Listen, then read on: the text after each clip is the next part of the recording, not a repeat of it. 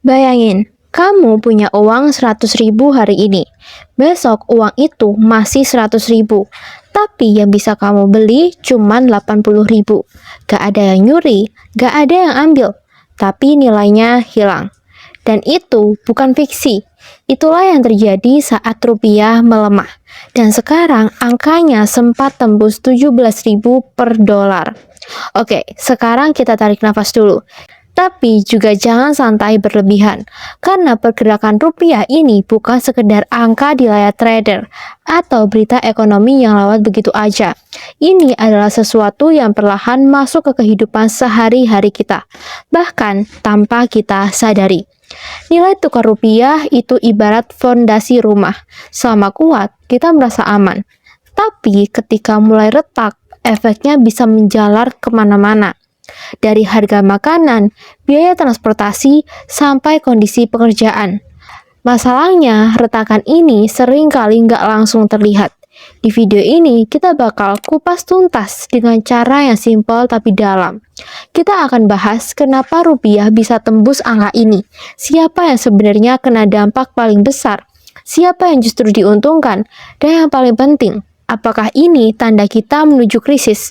Santai aja, kita bahas pelan-pelan, tapi siap-siap. Karena semakin dalam kamu paham, semakin kamu sadar kalau ini bukan sekedar berita biasa.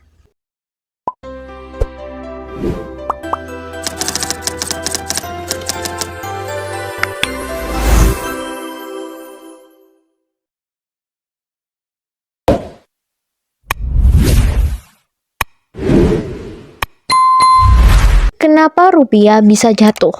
Kalau kita sederhanakan, nilai tukar itu soal kepercayaan dan permintaan.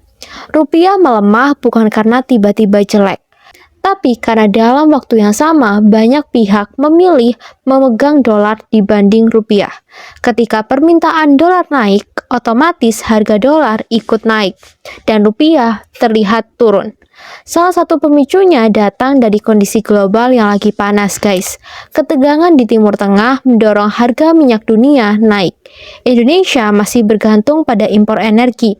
Jadi, ketika harga minyak naik, kita butuh lebih banyak dolar untuk membayarnya. Ini menciptakan tekanan tambahan pada rupiah. Di sisi lain, ekonomi Amerika Serikat sedang relatif kuat. Suku bunga yang tinggi di sana membuat investor global lebih tertarik menyimpan uang mereka dalam bentuk dolar. Ibaratnya, kalau ada tempat parkir uang yang lebih aman dan menguntungkan, banyak orang akan pindah ke sana. Faktor domestik juga nggak bisa diabaikan. Kekhawatiran soal defisit anggaran, besarnya kebutuhan pembiayaan pemerintah, dan ketidakpastian arah kebijakan membuat sebagian investor mulai ragu. Ketika kepercayaan menurun, aliran dana keluar pun meningkat. Yang perlu dipahami, pelemahan ini sebenarnya juga terjadi di banyak negara Asia loh. Tapi kalau rupiah melemah lebih dalam dibanding yang lain, itu biasanya jadi sinyal bahwa ada faktor internal yang ikut memperparah kondisi. Jadi ini bukan karena satu hal aja. Ini adalah kombinasi dari tekanan global, kondisi dalam negeri, dan sentimen pasar yang saling memperkuat. Dan ketika semuanya terjadi bersamaan, hasilnya adalah rupiah yang menembus level psikologis seperti 17.000. Kenapa kamu harus peduli? Banyak orang merasa isu nilai tukar rupiah itu jauh dari kehidupan sehari-hari. Tapi kenyataannya nih, dampaknya sangat dekat. Bahkan bisa dibilang semakin kamu tidak sadar, semakin besar efeknya ke kamu. Ketika rupiah melemah, harga barang impor naik, dan Indonesia masih sangat bergantung pada impor, baik itu untuk energi, pangan tertentu, maupun bahan baku industri. Ini artinya biaya produksi naik, dan pada akhirnya harga barang di pasar ikut naik. Inilah yang disebut inflasi dari luar atau important inflation. Kamu mungkin tidak membeli barang impor secara langsung, tapi kamu tetap membayar dampaknya melalui harga yang lebih tinggi dari makanan, transportasi, sampai kebutuhan sehari-hari. Efek berikutnya adalah daya beli. Ketika harga naik, tapi penghasilan tetap, kemampuan kita untuk membeli barang menurun. Secara kasat mata, uangnya masih sama, tapi nilainya berkurang. Ini seperti perlahan-lahan kehilangan kekuatan finansial tanpa terasa. Dampak lainnya bisa masuk ke sektor pekerjaan, guys. Perusahaan yang biaya produksinya naik atau memiliki utang dalam dolar akan mengalami tekanan. Dalam kondisi tertentu, mereka bisa menahan ekspansi, mengurangi biaya, atau bahkan melakukan efisiensi tenaga kerja. Jadi, meskipun kamu tidak pernah menyentuh dolar sekalipun, pelemahan rupiah tetap akan terasa dalam hidupmu. Bukan secara langsung, tapi melalui harga, peluang kerja, dan kualitas hidup secara keseluruhan. Siapa yang diuntungkan?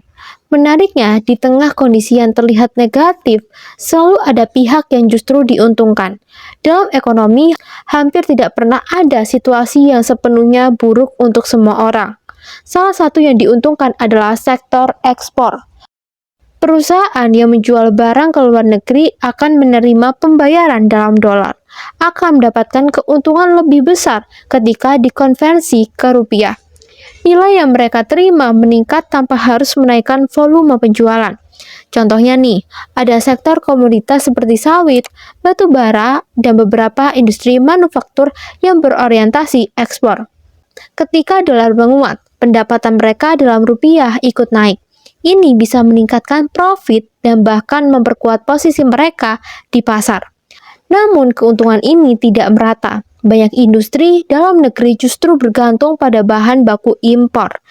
Jadi meskipun mereka menjual di dalam negeri, biaya produksinya naik karena harus membeli bahan dengan harga lebih mahal.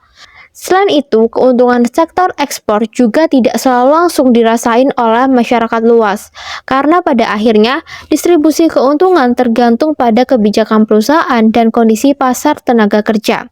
Jadi meskipun ada sisi positif, dampaknya cenderung terbatas dan tidak cukup untuk menyeimbangkan tekanan yang dirasakan oleh sektor lain dalam ekonomi, guys.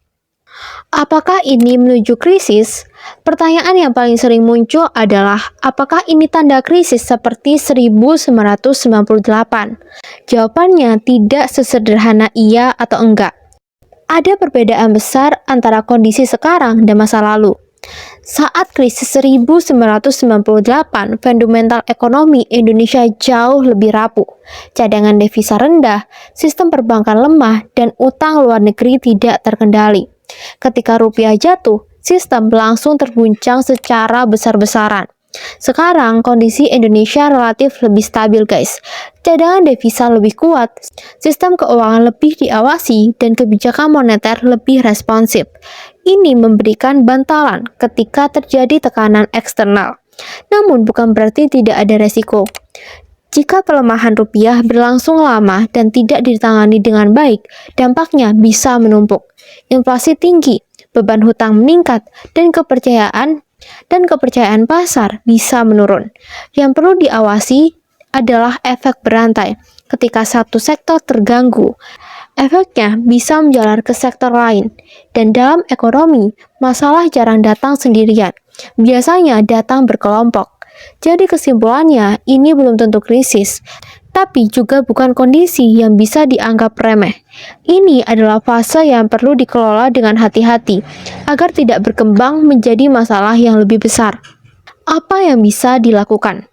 Dalam situasi seperti ini, peran pemerintah dan otoritas moneter menjadi sangat penting. Mereka harus menjaga keseimbangan antara stabilitas ekonomi dan pertumbuhan. Salah satu langkah utama adalah menjaga kepercayaan pasar. Ini bisa dilakukan dengan memastikan kebijakan fiskal tetap kredibel, defisit terkontrol, dan arah kebijakan jelas. Dalam dunia ekonomi nih, kepercayaan adalah segalanya. Koordinasi antara pemerintah dan bank sentral juga krusial.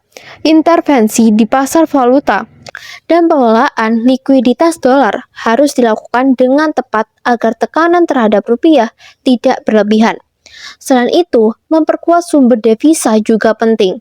Ini bisa dilakukan dengan mendorong ekspor, menjaga surplus perdagangan, dan memastikan devisa hasil ekspor masuk kembali ke dalam negeri. Dari sisi pengeluaran, pemerintah juga perlu berhati-hati nih. Program dan anggaran besar mungkin perlu dievaluasi, sementara waktu agar tidak menambah tekanan terhadap keuangan negara. Di sisi masyarakat, langkah paling realistis adalah meningkatkan kesadaran finansial, mengelola pengeluaran, menghindari hutang beresiko tinggi, dan mulai berpikir jangka panjang menjadi semakin penting dalam kondisi seperti ini. Jadi, rupiah tembus 17.000 bukan sekedar angka. Ini adalah sinyal. Sinyal bahwa ada tekanan yang sedang bekerja di dalam dan luar negeri.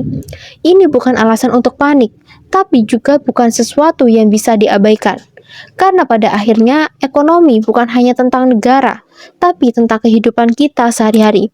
Dan pertanyaannya sekarang bukan lagi, apa yang terjadi dengan rupiah? Tapi, apa yang akan kamu lakukan sebelum dampaknya benar-benar terasa?